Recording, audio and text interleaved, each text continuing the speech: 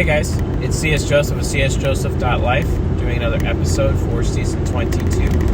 I believe this is episode 6. What are the cognitive transitions of an ESFP?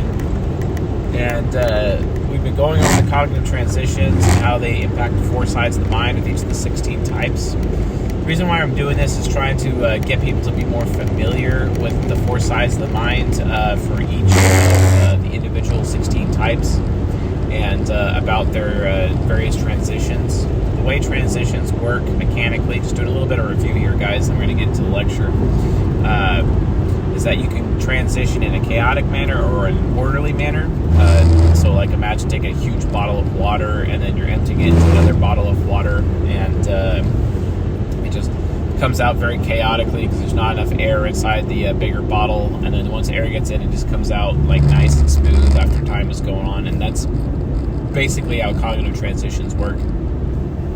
If your brain is 4 fields in a with irrigation, on a farm basically, and then each of the 4 sides represents one of the 4 fields, the irrigation network for water that you have, that water is basically separated amongst all 4 fields basically when you're watering your fields, and you can choose which side of the mind, potentially all of them or some of them, which ones are irrigated, which ones are not. And if there's a lot of pressure of that, behind that water to get that water into the new field, it can go in pretty chaotically. It's like it's forced, right? So it's like a forced cognitive transition, and that's usually as a result of irresponsibility or fear or worry, etc., or dread or hatred, etc.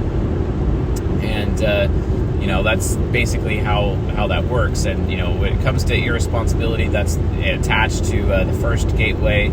Fear is attached to the second gateway. Worry is attached to the third gateway, and hatred is attached to the final gateway, which are the gateways of the giving access to each of the 4 sides of the mind.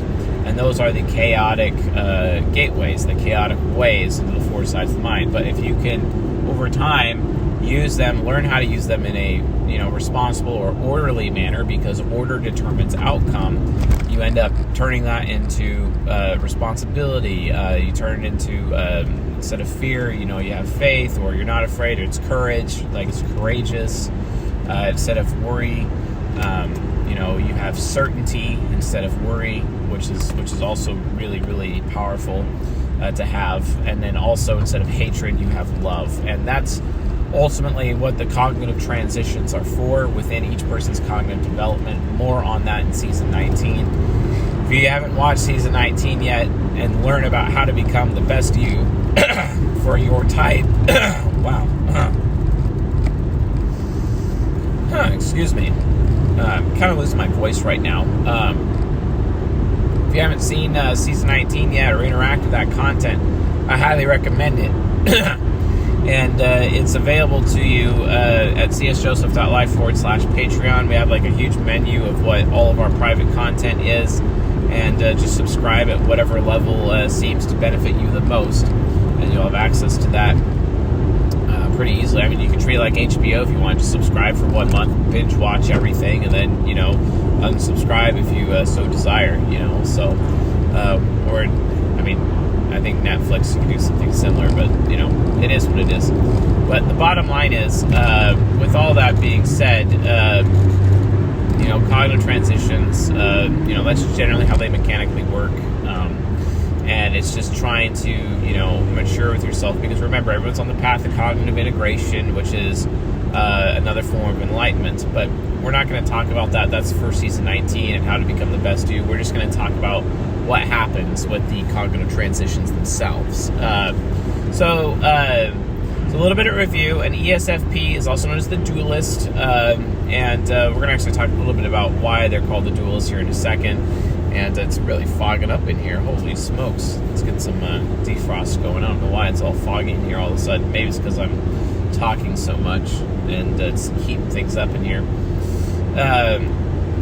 But when it comes to ESFPs, their communication style, aka interaction style, They are informative, which is implicit language. So everything they say is usually implied. It's not so direct. It's very indirect, very beating around the bush.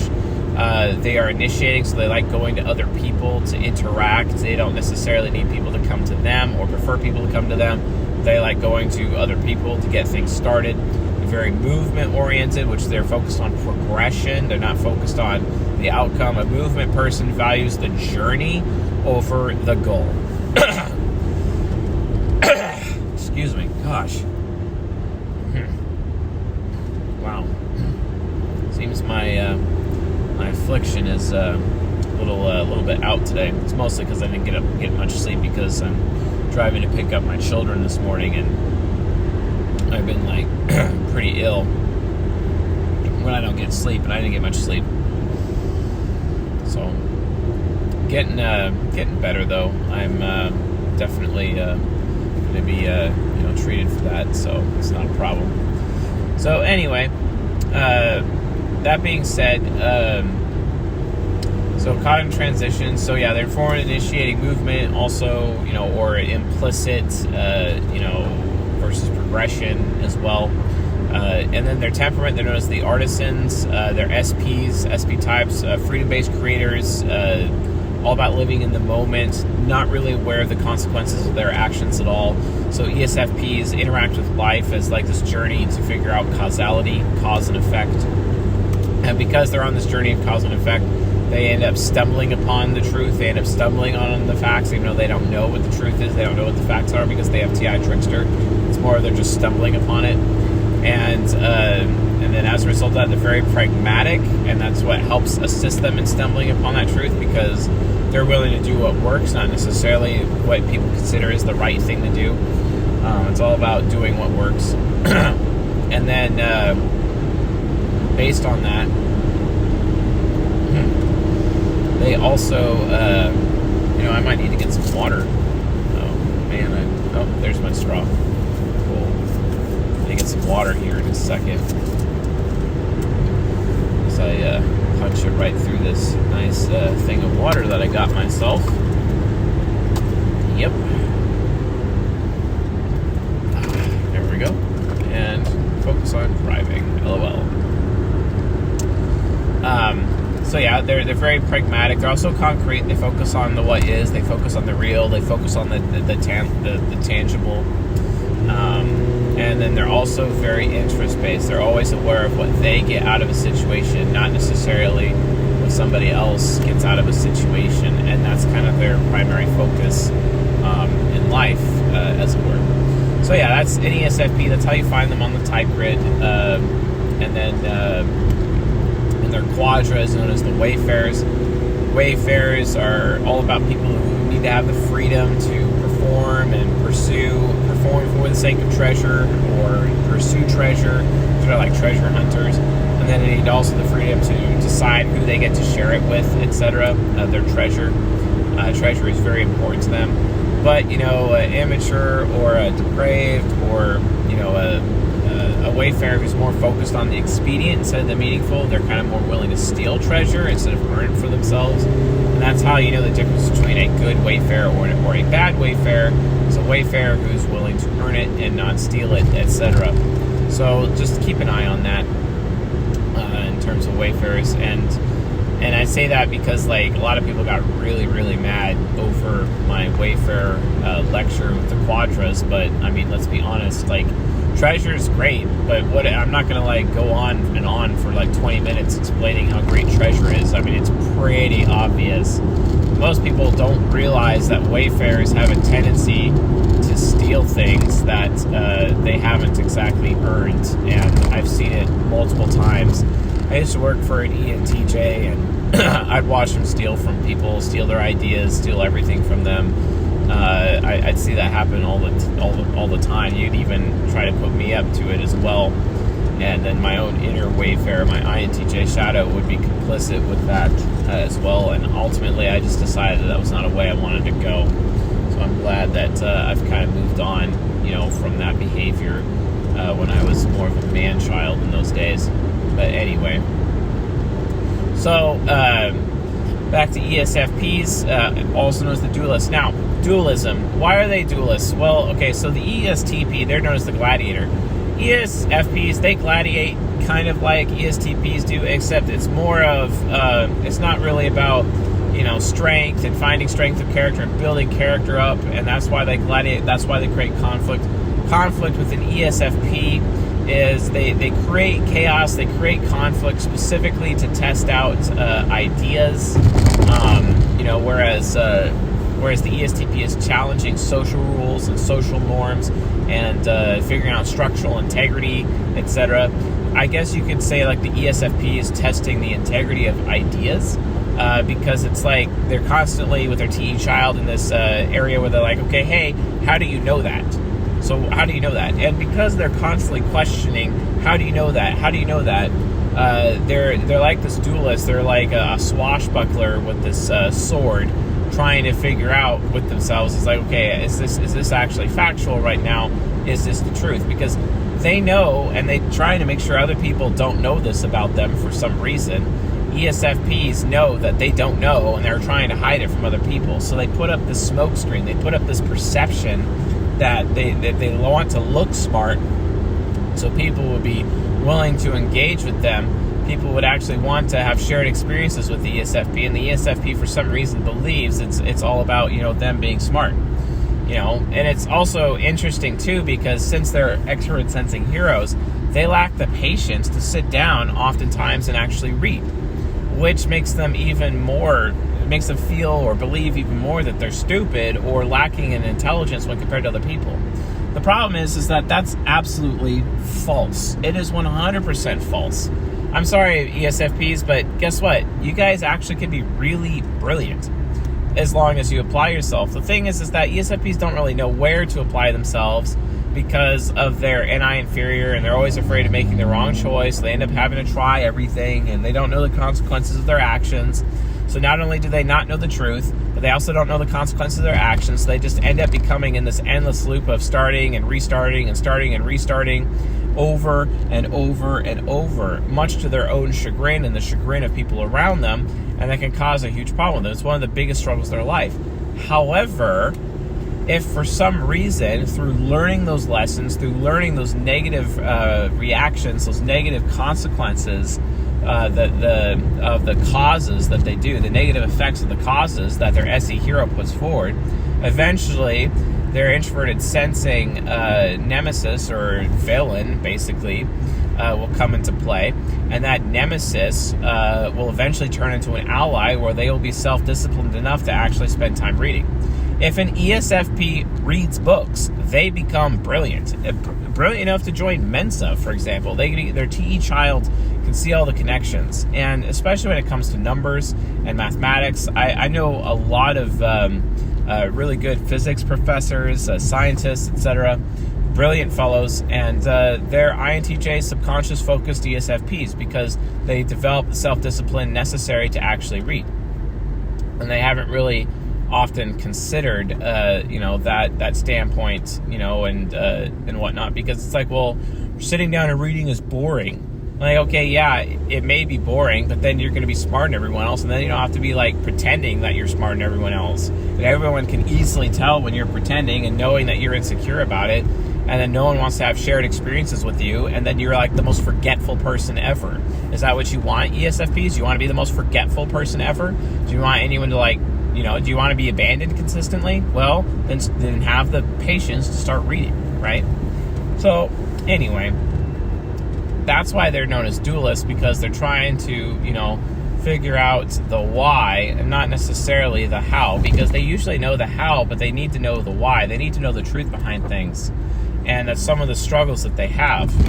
And these struggles are actually displayed throughout the four sides of the mind for the dualist, which ESFP ego, their shadow is the ranger, their subconscious is the ranger, aka the INTJ, and then they have their ISFJ or the knight as an unconscious, and then their superego is yours truly, the rogue. And their roguish behavior can be like a very serious, chaotic, neutral, hey, I'm going to save your life today, but I'm going to steal your car tomorrow kind of, issue when it comes to ESFPs. And ESFPs can often get to that point because, their FI parent will get in there and then they just start believing all of a sudden that they deserve things that they don't actually deserve. And this is one of the reasons why they end up stealing from other people. That ENTP shadow, can be a serious klepto, let's be honest. And not only are they stealing physical items, but they can also end up stealing ideas and passing them off as their own because they have that need to have that perception that they're smart. This is why oftentimes ESFPs struggle with plagiarism. It's actually very, very common with ESFPs, especially in schooling. I've watched so many ESFPs be cheaters in academics because they're just using their awareness of putting up that perception of looking smart, and then they end up passing off other people's work as their own so that they can take credit for other people's work. This happens all the time. It's because they want to have the reputation of being smart and intelligent, even though they know deep down they're really not, and they're just trying to make it look like they are. But this is kind of often, what most FITE users actually do. But an ESFP can avoid this as long as they actually invest time and have the self-discipline to read, or at least do audiobooks and whatnot. It's absolutely important.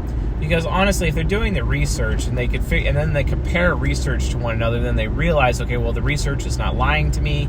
This is more accurate. Or if there's numbers attached to it, then they're like, okay, hold on, numbers don't lie. I mean, even ESFPs, and probably ESFPs out of all the 16 types, recognize that the ultimate language of the universe is numbers. And we know the universe is infinite because we can count to infinity. I mean, we can't count to infinity. We know that numbers can go on forever, and that's how we know that the universe can go on forever. It's based off of that logic alone, right? And we are potentially unlimited. We have the choice to make ourselves unlimited if we want to, because we are the only ones putting limits on ourselves. It's going to get to the point where death won't limit us anymore, especially if you consider Genesis chapter 11, verse 6, which is like, if it's one people who come together and speak the same language, if they can accomplish this being the Tower of Babel, then they can accomplish anything. Nothing that their hearts set out to do will be impossible for them, right? And which means humanity is unlimited. And, ESFPs, naturally understand that there is an unlimited capability. They just don't know how. They just don't know why. Well, they kind of discover how pretty quickly with their SE hero, but they don't have the why, and the why comes from expert intuition, which is their superego demon function. And that's not, very helpful for them. So based on that, they need to kind of, define it a little bit more, but they're not going to know unless they're in this, invisible plane where that goes on forever, and they have all these giant balls that they get to bounce in this plane and just see what happens. They have to kind of end up treating life like this playground of cause and effect to be able to figure out, okay, what's going to happen if I do this? I'm going to make this decision just to see what happens, right? Because they don't actually truly know the consequences of their own actions. And only through gaining life experience and through reading will they be able to start to understand those consequences. And then as a result, they'll be able to experiment their way into discovering truth. That's the whole point.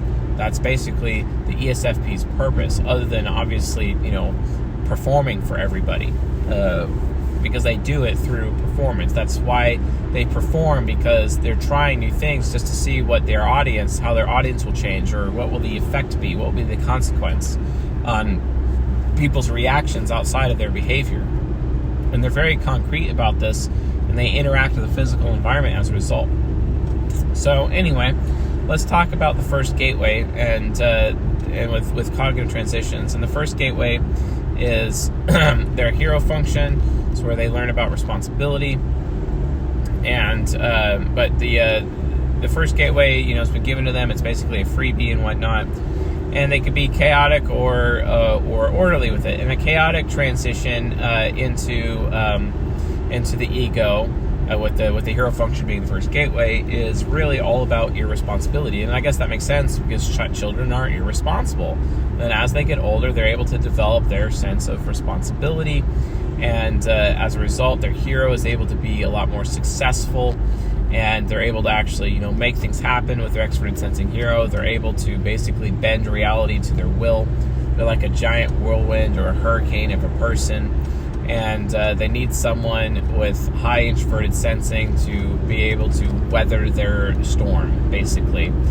Because oftentimes, ESFPs have to deal with the fact that they push other people away, and that's not necessarily the most appropriate thing for them or the best thing for them, etc.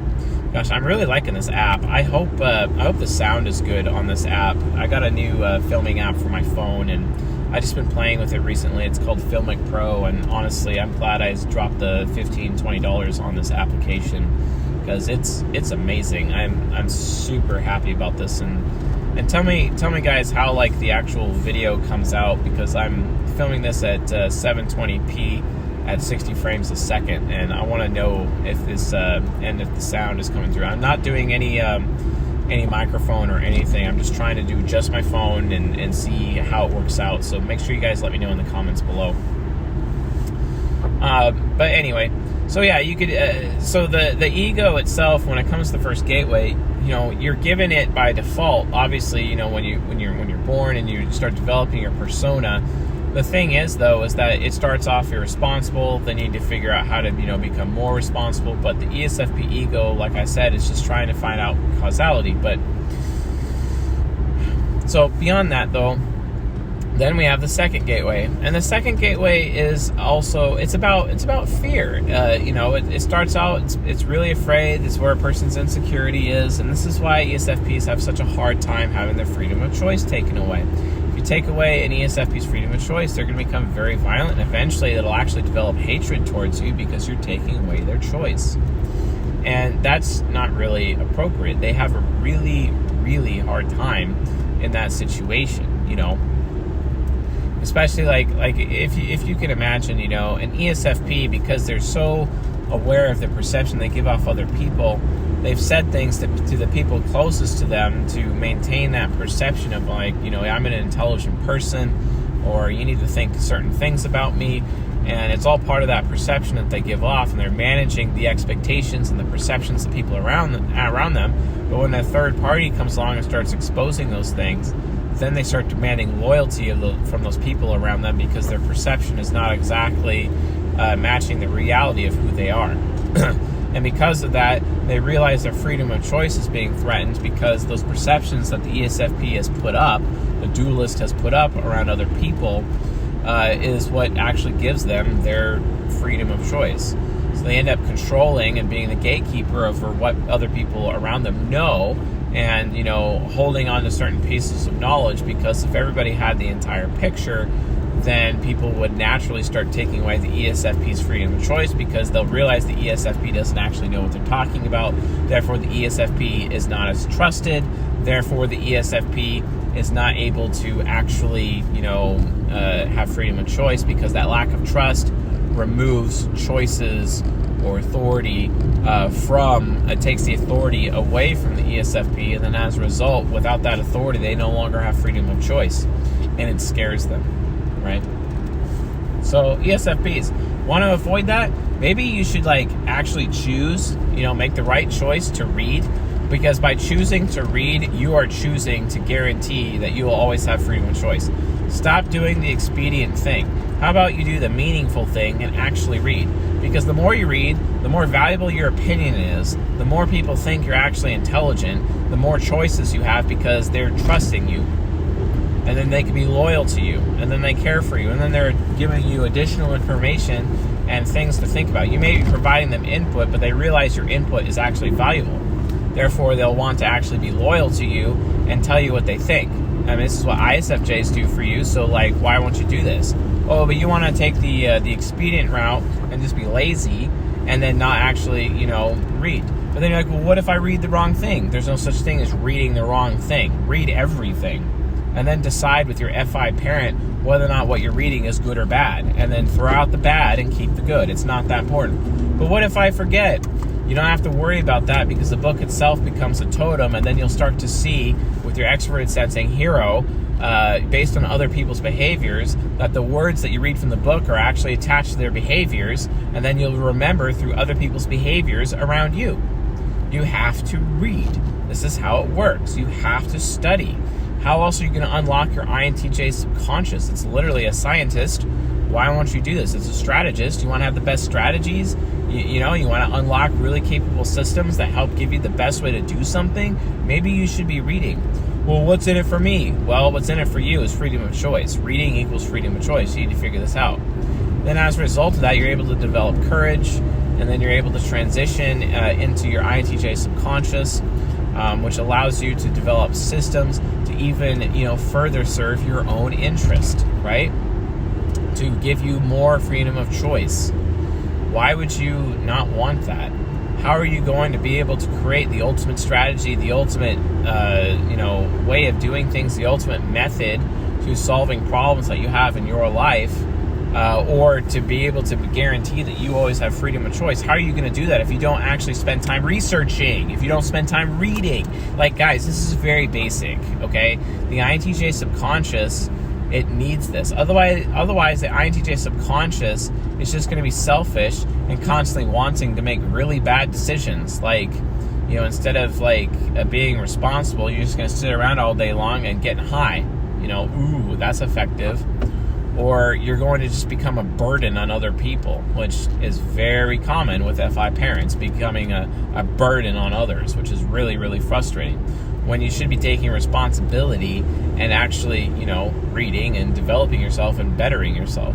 But apparently we can't even do that. Apparently you just rather sit at home because society is enabling you, because your family is enabling you, and you're okay with everyone enabling you, when they're secretly behind your back being super bitter about you, and you're not even aware of it because no one's complaining to you about your behavior because no one wants to make you feel bad. Wow.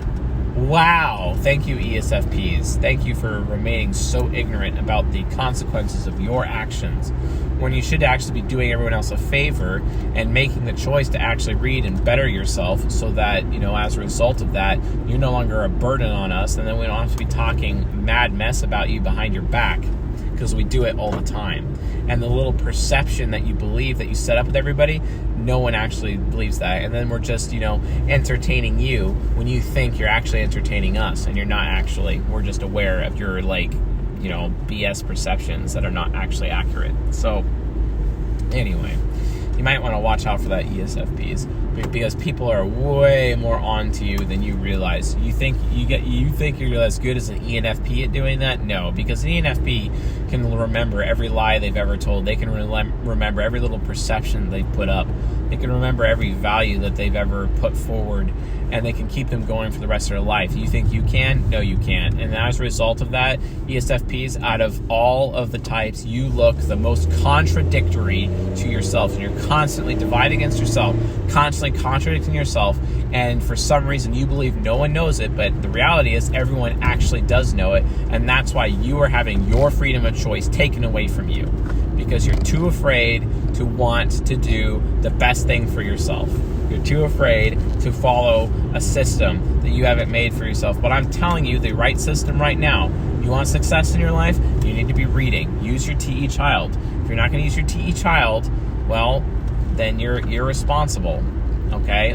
It's not about your mood. It's not about, if you want to be in a better mood one day, you want to have better choices, you want to have freedom, you need to read and make your opinion valuable and help people so that your INTJ subconscious isn't worthless. And if you don't do this, you will have midlife crisis. I promise you, ESFPs, you will have midlife crisis, okay?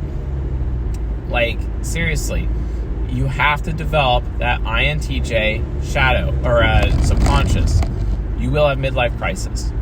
It's funny, there's actually a midlife crisis for each of the four sides of the mind. Quarter life crisis is about, the first gateway, becoming responsible.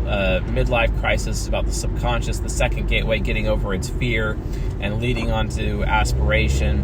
The 3/4 life crisis is a demand for wisdom, etc. And then the final life crisis is whether or not you're going to let go of all of your hatred and get into love. That's literally the entire path each human being has to take, and cognitive transitions are basically the first steps in the process.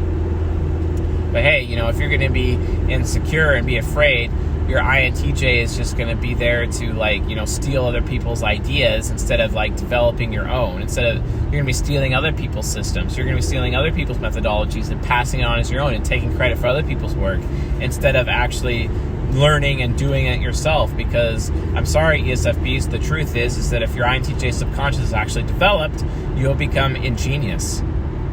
The ingenuity that you will have will be, you know, second to none. You'll even be better at it than regular INTJs. But then again, actual INTJs will be able to perform better than you, because that's what happens when people develop their subconscious. The subconscious, a developed subconscious, a subconscious who has humility, a subconscious that is developed, ends up becoming the absolute best of what the 16 types can offer. And it's pretty obvious. And all you have to do is just get over your fear. You know, who cares if you're afraid of making the wrong choice? Make the wrong choice then. You know, and then all of a sudden you realize, oh, that wasn't the wrong choice, it was actually the right choice. Gee, you wonder how that works, huh? How many times in your life has that actually happened on ESFPs? Like, explain that. The third gateway, this is where ESFPs get super nostalgic. They're very worried about their past. They're worried that they don't have enough life experience. And that's why you have to read, because you don't have life experience. And your life experience is not exactly, you know, something that's, you know, entirely valuable or, you know, something that works as a result. You know, you might want to fix that, right? So how do you do that? You're so worried about your life experience, you end up overcompensating with performance, because, like, I don't have enough experience, so I have to look like I have experience. I got to fake it until I make it. I got to make sure that I'm constantly performing for others so that, you know, at least I'm performing because I don't have as much experience. But then again, because of that worry of lacking life experience, you don't ever actually apply yourself, because you're like, well, I don't consider myself an expert, or I'm not good enough in this particular situation. People won't value what I'm doing, and I know people won't value it because I don't have enough experience. And it's like, okay, well, hold on, that's not actually true. As long as you're reading and developing your super valuable opinion, you shouldn't have this problem. And then eventually, you know, as you've suffered in life and you start understanding a little bit more about causality, and you start actually keeping track, forcing yourself against your will, against your mood, to keep track of your failures and keep track of the consequences of your actions, and actually start learning your lessons for once, instead of repeating the same BS behavior over and over and over, maybe, just maybe, you might have enough self-discipline to actually, you know, read or be more responsible, because that's what you need to develop.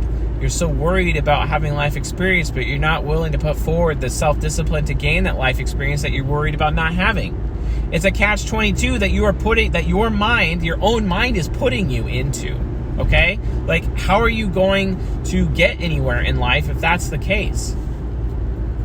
This is also one of the reasons why ESFPs really like reliving, you know, the good moments of their past, and they can get pretty nostalgic, often like ESTPs, because it's like, if I'm not having new experiences right now, I'm worried that I'm never going to experience those good times that I've had in the past again. And I'm like, okay, I understand that, but remember, ESFPs, it's your responsibility to keep bringing up new shared experiences.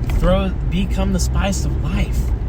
The more shared experiences you have, the more life experience you have. So do it with the people that are loyal to you, or do it for the people that are not loyal to you, because at least you're having shared experiences with other people, and as a result, you're gaining that, and you don't have to be so worried about lacking in life experience anymore. It's like, just be like, hey, what are we doing right now? And that's all you need to focus on. What are you doing? And then by being focused on what you yourself are doing, you will be that much more successful, right? After you've done everything with other people. You know, I get that you can, like, delve into, like, everyone else's mind and, like, where everyone else's, everyone else's experience, and listen to their stories and whatnot, which are pretty awesome to you. But at the same time, it's like, you have to be willing to create stories with them, create shared experiences, so you can stop being so worried about it, about not having enough experience to be able to get any task done. And then you sell yourself short. When the reality of the situation is that you'll figure it out. Or, at a minimum, guess what? You can read the manual, okay? If you lack life experience, find the manual and read it. I'm sorry, guys, but ESFPs are the best at reading manuals. It's like manuals were created because ESFP types needed it. That's why manuals exist. Read the manual. It's not that hard. If you read the manual, you will have success, because no one could read a manual like an ESFP. If they lack experience, if you're so worried about lack of experience, then find the manual, find the instructions, and actually have the patience to read the instructions. It's not that hard, okay? And I get life doesn't exactly have a playbook. Oh wait, it does. It's called books. Read books. The instructions that you need for life, right? There's a reason for that. Read books. So many people take in all that knowledge from other sources, and then you become your own source, right? Because then you're able to have a super valuable opinion and share that input with other people. Then you're able to get over your own worry, right? Because then your ISFJ shadow becomes loyal to the wrong things. It becomes loyal to debauchery. It becomes loyal to self-aggrandizement. It becomes loyal to making yourself look good instead of actually being good, right? Making yourself look smart instead of actually being smart. And your ISFJ ends up becoming loyal to the wrong things. It also becomes loyal to the wrong people, the wrong crew, the wrong crowd, where you start taking on the bad habits of other people who are potentially drug addicts, who are all about, their own personal interest and not actually your interest. They don't care about your future. They don't care about your choice. They're just rebelling, and it's like, well, I'm going to rebel too so that I get my choice. But the reality of the situation is they're actually taking your choices away by exposing you to higher levels of risk. And you end up with your ISFJ shadow because you're so worried about having the life experience necessary to become responsible yourself that you're going to become loyal to those people and take on their bad habits. Really? How about you stop being worried about, the bad things in your life? How about you stop being worried about that? And then, you be orderly, and then realize that self-discipline can actually be a very valuable friend. Because here's the thing. If you lack self-discipline, ESFPs, what's going to happen is that you're going to keep touching that hot stove over and over and over and keep burning your hand and trying to figure out what's going on here. Maybe you should allow yourself to realize that, hey, there's going to be consequences to my actions. Maybe I should find out what other people have done first before I do it to make sure I'm not going to get a bad consequence to my action. But no, I just always want to be impulsive and make whatever choice I want and see what happens. No, maybe before you make a choice, go to others, find out if they've made the choice and figure out what happened to them before you make that decision. That way, you don't have to be so worried. And then all of a sudden, you're benefiting from other people's experience. You're able to learn from other people's mistakes. That is what you're supposed to do. And then you just have to have the self-discipline to ask other people first. You have to have the self-discipline to learn from other people's mistakes. This is how it works, ESFPs. This is how it works. Otherwise, you're just going to keep being in the same pattern of behavior over and over, and then you're going to stay loyal to the wrong things. Your self-discipline is going to be all about what your mood is, all about your freedom of choice. And then as a result of that, you're never going to learn from other people's mistakes, and you're going to have to learn the hard way every single time. And it's as if you're trial and erroring in your life instead of asking other people first what they think about things and if they've ever made this decision before. Find out what other people have done and learn from their mistakes. Then eventually, as a result, you'll be able to create the ultimate system, the ultimate methodology for you to follow yourself, to protect yourself and make sure that you have a really good outcome, instead of just being on this journey of constant failure over and over and over again because you lack the self-discipline to find out if anyone else has done what you are already doing. Wow. That's the lesson of the third gateway. Get over your worry, make it an ally, and force yourself to go to others before you make a decision. It's not that hard. It's really not that hard. You're not stupid. You're actually more intelligent by asking others what they think and if they've done it first. So you can learn from their mistakes. You learn better from other people's mistakes, not your own. because you keep making your own mistakes over and over and over again. You keep following the same pattern of behavior over and over again. And it's because you lack the self-discipline to ask first. See, I get that you're all about, making decisions and being pragmatic and doing what works and just being like, okay, hey, I'm just going to make this decision and I'm going to ask for forgiveness. But you know what? ESFPs, you benefit more than anyone else from asking permission first. And a form of asking permission is asking other people if they've ever already done what you're considering to do for a choice that you've done, and then getting the benefit of the consequences of their actions in their life, and you can compare that to your own and see whether or not you're going to have a bad effect or a bad consequence of the choice or the cause that you start. Maybe you should remember that. That's probably the biggest lesson I could ever give to ESFPs with their own personal development. You want to have a good ISFJ? Be loyal to that. Be loyal. Be loyal to self-discipline. Be loyal to asking. Be loyal to other people and finding out and learning from their mistakes. Be loyal to the concept of learning from others' mistakes before you make one. If you want to remove the failure in your life, if you want to stop worrying about your own experience, find out what other people are doing. It's not that hard, okay? So then, let's move forward. So then, we go to the final gateway, the fourth gateway, which is the demon function. And the demon function is all about taking away other people's choices, taking away other people's futures. And this happens usually comes out when the ESFP has lost their freedom of choice and their choice is being taken away from them. Usually an ESFP's freedom and choice is taken away from them because they were irresponsible with their choice, because they lacked self-discipline and learning from other people's mistakes, because they're not aware of the consequences of their actions. And then their demon comes out when the reality situation is, and they get ragey about it, when the reality situation is it's actually ESFP's own damn fault. But they're unwilling to take responsibility for that because they don't want to look stupid in front of other people. Wow. And then they start losing reputation and no one actually wants to have a relationship with them or even be loyal to them or even be around them anymore because they know that. And the ESFP continues to be in this endless cycle of ignorance. Yippee skippy. Wahoo. So, but expert intuition demon is like, okay, well, what do I do at this point? It's all about removing other people's choices. This is what causes the hero function, the SC hero, end up forcing other people. That's why it needs attention all the time, because it maintains, hey, the more attention I get, the more freedom of choice I have. That's not necessarily true. Sometimes too much attention can actually take away your choice. And it's interesting how ESTPs can figure this out, but ESFPs can't, because ESFPs are like, more reputation, more status. I think status gives them more choices.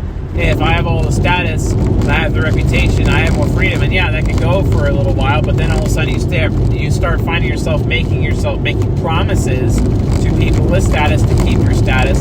You can't deliver on those promises. Then all of a sudden you find yourself being shaken down. Where's the money that you owe, right? Because remember, ESFPs, a promise is a prison. Quoting Star Trek Picard episode 4, by the way, when I say that. Anyway, expert intuition,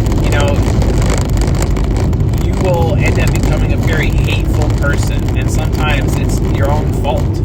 But sometimes people are actually taking away your freedom, and then your hatred will come out towards those people. Of course. But then sometimes you have to ask yourself, ESFPs, did I actually cause this?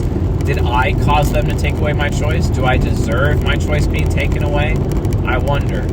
You need to ponder that, ESFPs. Really think about the experiences that other people have received from you. And was it a negative experience?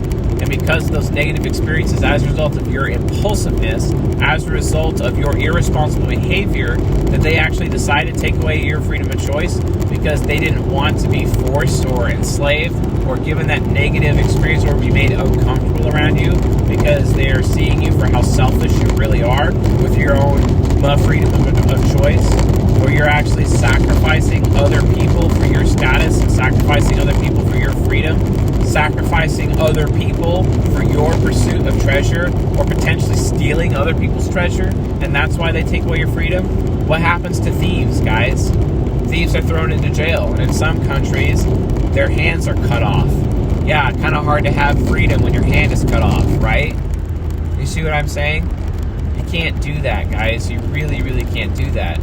So, the demon, yeah, it's there to ultimately, be that, place to vent for your inferior function when your freedom of choice is being taken away, and they can come out with hatred, but sometimes you have to recognize, well, was I, the ESFP, the cause of that to begin with? Ask yourself that question. So, yeah. Otherwise, the demon function, exists, reduces other people's choices. It's always aware of what other people's choices are because you're aware so much about hypersensitive to your own freedom of choice, and you're just so aware of what, other people's interests, really lay, what you are getting out of it, what they're getting out of it, and it's your demon function that just demands that you always get a win out of the situation, but your FI parent is okay with them taking a lose from time to time. And honestly, that's not good. You need to be focused on everyone getting a win-win. So there's always a positive effect regardless of any interaction. That way your freedom of choice is never taken. Because if you allow win-loses where you're the winner and they're the loser, they will take your freedom away. And then you'll have hatred come when it was actually your fault. Don't do that. So anyway, recognize the importance because, your roguish behavior with your ENTP and superego is not actually ideal. An orderly way about it is that just understand, eventually you end up providing choices to other people. You end up giving freedom to others.